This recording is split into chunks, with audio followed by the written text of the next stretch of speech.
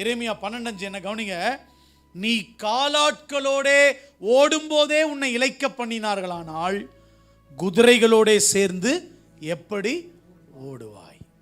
எதுக்காக பேசுறேன்னா, உன்னுடைய ஆவிக்குரிய சோர்வு. எவ்வளோ லைஃப்ல எவ்வளோ நான் உண்மையா இருந்து யாருக்கும் துரோகம் பண்ணாம ஹெல்ப் பண்ணி, எனக்கு என்னடா நடந்துருச்சு, என் பாக்கெட்ல பணம் இல்லை, ஏடிஎம்ல காசு இல்லை, வருமானம் இல்லை, பிள்ளைங்களுக்கு நல்ல லைஃப் ஸ்டைல் இல்லை, எனக்கும் ஒரு பெரிய பேக்ரவுண்ட் இல்லை, ஒன்னத்தையும் ஜெயிக்கல, இப்படியே தான் கிடக்கிறேன். ஆவிக்குரிய சோர்வு. வேலை கிடைக்கல, வருமானம் கிடைக்கல, எதிர்பார்த்ததுல நட்டம், எனக்கு இவ்வளோ பெரிய லாஸ் ஆயிட்டு மணியில.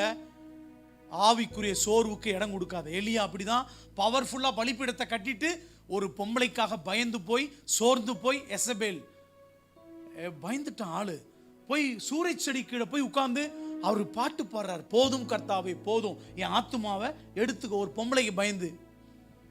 வீட்டில் இருக்கிற எந்த பொம்பளைக்கும் பயப்படாத, ரொம்ப தைரியமா இரு, எல்லாரையும் மதிக்க கத்துக்க. நான் சொல்ற பாயிண்ட் பிராக்டிக்கலா புரிஞ்சுக்க. எல்லாரையும் ஹானர் பண்ணுங்க, நீயா வாழுங்க, அடிமையா ஆகக்கூடாது, நடிக்க கூடாது, ரொம்ப தெளிவா இருக்கணும். ஆனால் ஒருத்தருக்கும் வாழ்க்கையில் என்ன செய்யக்கூடாது, கடவுளுக்கு மட்டும் பயப்படணும். அதுக்குன்னு ஓனர்கிட்ட போய் போயான்ற போற, வேலையை விட்டு துரத்திடுவான் அவனை. நான் ஏன் நீ சொல்லி செய்யணும் அப்படின்னு சொன்னா, போ வெளியே போன்றுவான். நான் சொல்ற அர்த்தம் புரியுதா?